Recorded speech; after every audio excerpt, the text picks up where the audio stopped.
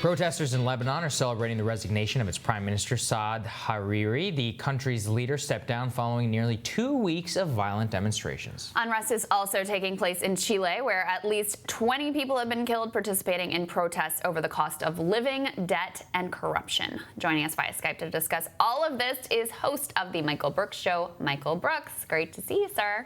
So, Michael, the events in Lebanon, in Chile, and other countries around the world, do you see these as individual incidents, or do you think that they're sort of connecting threads in certain ways? There's definitely a connecting thread. These all share the commonality of a resistance to neoliberalism, to the capitalist class, basically. And I mean that really specifically. Fundamentally, these protests are taking on discredited models and relationships between local political systems, which are regionally and country specific, correlated with international systems and models even of how capital works and how we do business that don't work across the globe. There's specific conditions in each case, no doubt. But even as an example in Lebanon, that these really take on the sectarian model of politics and work across an economic base is very significant. Chile, one of the protest slogans you hear on the street is that neoliberalism was born here and it will die here. There is a global pattern from Haiti to Iraq, from Ecuador to Lebanon.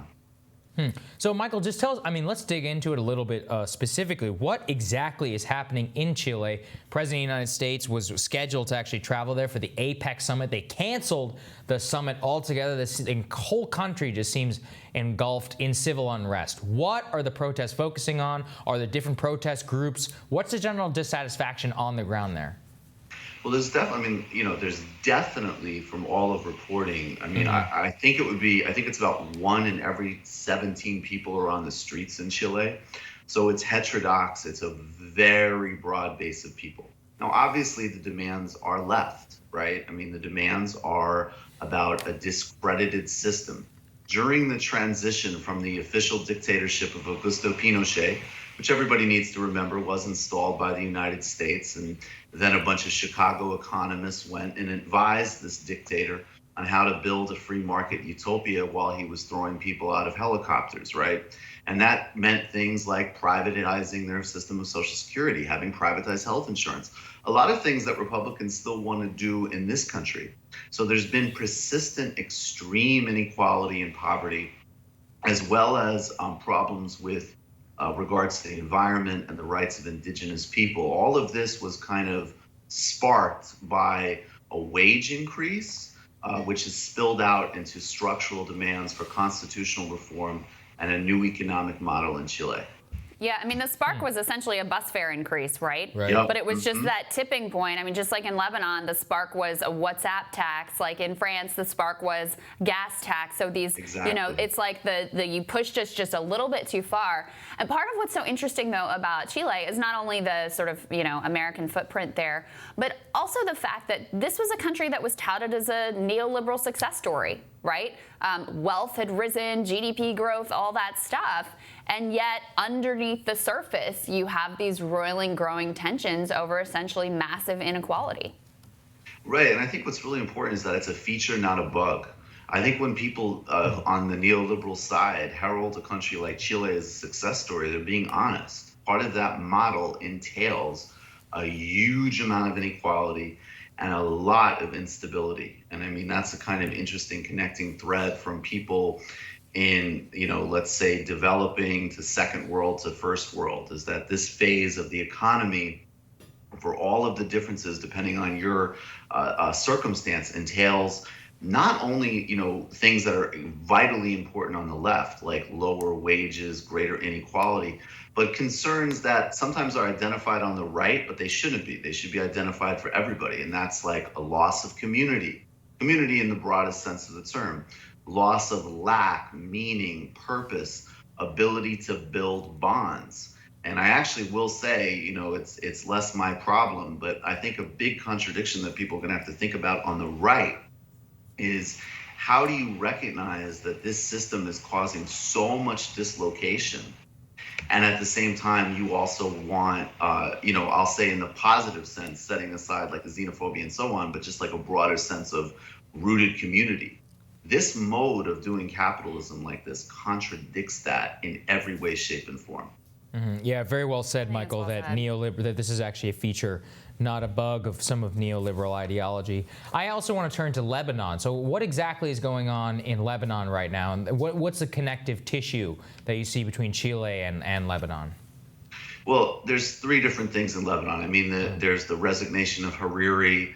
There's certainly a big dimension of regional politics, right, which we shouldn't ignore. I mean, some people are suggesting that the United States has a role in these protests. There's a conflicting interest between Saudi and Iran with their respective patrons. Although I will say, I think Hezbollah has a more complicated relationship to these protests than has been reported in the Western press, and they usually are actually fairly critical of this type of neoliberal approach. But the connective tissue is, I mean, I just heard a Lebanese journalist the other day, and she was saying over 1% of the 1% of the population controls the vast majority of the wealth. Well, you could put that in basically any country on earth.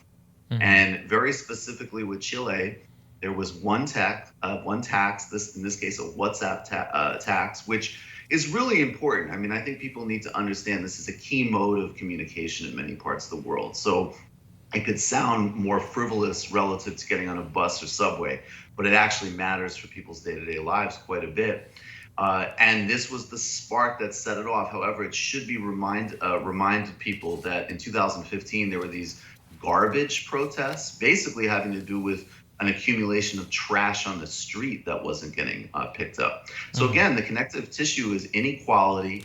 And then, by the way, a punitive tax regime, which is regressive. And this is a big argument, I would say, between people from a socialist versus liberal side.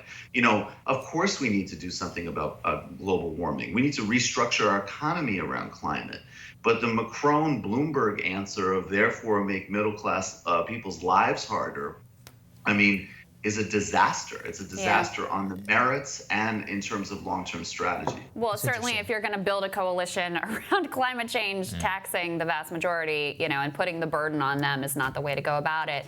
Last question for you, Michael. Why do you think we've seen so little coverage in the press? Because it's not just Lebanon, it's not just Chile. There are literally uprisings happening in every corner of the globe, not to mention, you know, right here at home with the teachers movement. Why do you think it gets so little coverage? Well, you know, Crystal, you made a great point on my show the other night, which is that part of it is it doesn't fit into pre-existing media narratives and obsessions. And also, it takes work to actually do this. So in contrast to 2011, we can't make this a whole fairy tale about how Silicon Valley is helping Egypt, which is how trash that coverage was. Or we can't, you know, just make a glib pronouncement about it because it's complex. And, you know, it doesn't fit into Trump's tweet cycle. And I think beyond that, there is, you know, look, at the end of the day, most media is, in fact, corporate owned. And in fact, these protests, you know, not in a conspiratorial sense, but the arguments and what's being put out on the street is a structural contradiction to the interests that are behind most media conglomerates. And that, you know, doesn't need to. That's Noam Chomsky said this very well, right? There's kind of an existing ideological bias that comes into place in order to even be in those positions. Like you don't need to read a memo or get some secretive directive to kind of know what we sort of want to valorize in the world. So I think those are all the reasons that we're not talking about it. But Chicago, Lebanon, Chile, Haiti, I would add, these are the most important sites of action in the world today. Yeah. Well, thank you so much, Michael. Very good points. Thank you, Michael. Great to see you. Can I just say, I really appreciate it, and I love to be on a Republican network, being able to say what I feel. Republican controlled, right here, baby. Republican controlled. That's right. Yeah. Well, our masters appreciate it. Yeah, indeed. It's a very complex scheme we've got working here, so don't blow it. Hey, I never knew I would be handled by Republicans. Whoa. Yeah, all right. All right, thanks, Michael. Good to see you.